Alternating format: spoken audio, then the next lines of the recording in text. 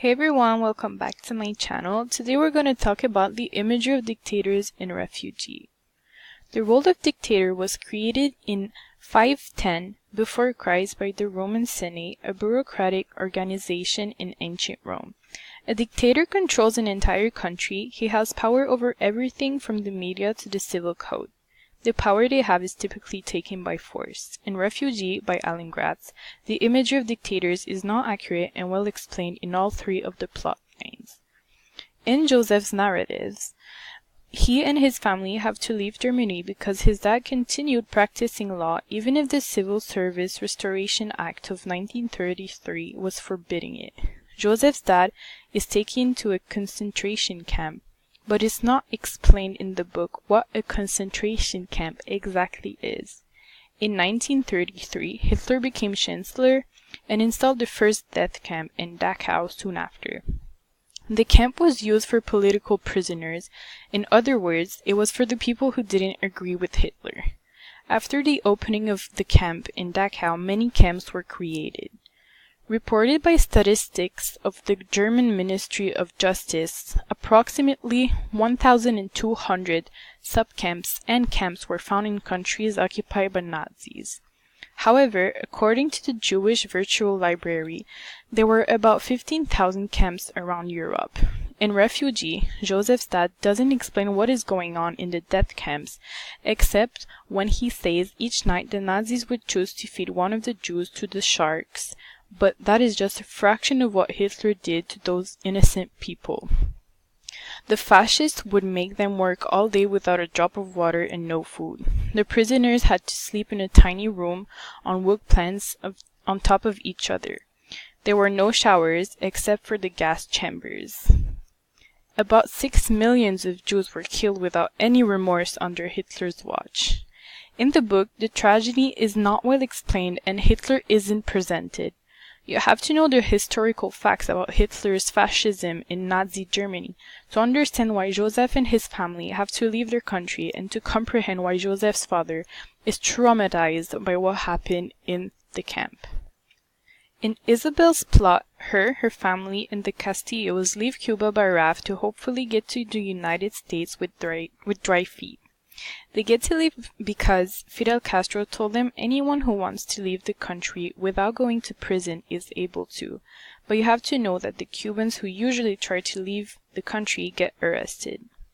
Unfortunately, Gratz doesn't go into details as to why the families want to leave the island country. Fidel Castro was Prime Minister of Cuba from 1959 to 1976, President from 1976 to 2008, and Party First Secretary up till 2011. He guided the country with communism and participated in insurgencies against conservative governments. During his reign, Castro arranged court cases for the foregoing government, which led to the death penalty and took away freedom of expression from Cubans. Anyone who would speak about their disagreement with Fidel Castro's laws and ways would be imprisoned. During Castro's presidency, Guevara Rosas, a Mexican-American human rights lawyer and director at the Global Fund for Women, stated, "The state of freedom of expression in Cuba, where activists continued to face arrest and harassment for speaking out against the government, is Fidel Castro's darkest legacy." In the novel, it is mentioned that Isabel's dad went to prison for a year because he rioted against Castro's government, but there are no details about why the people who expressed their opinion in Cuba were imprisoned.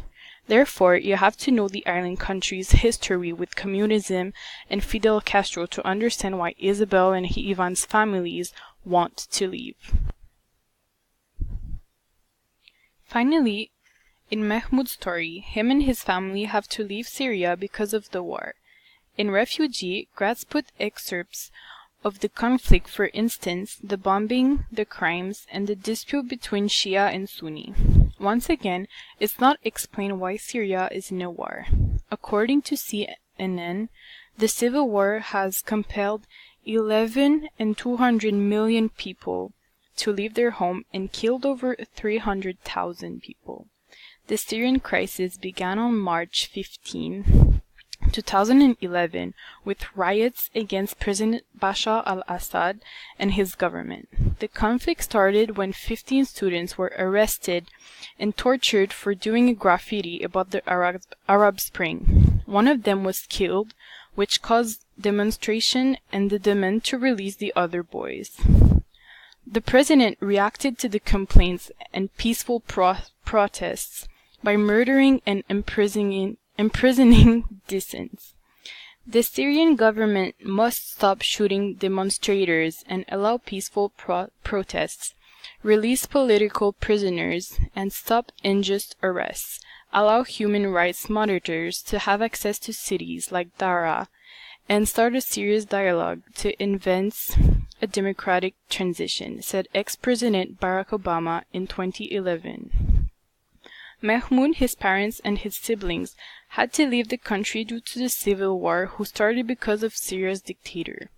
In the novel, it's not clear why there is a war and why so many people are forced out of their homes.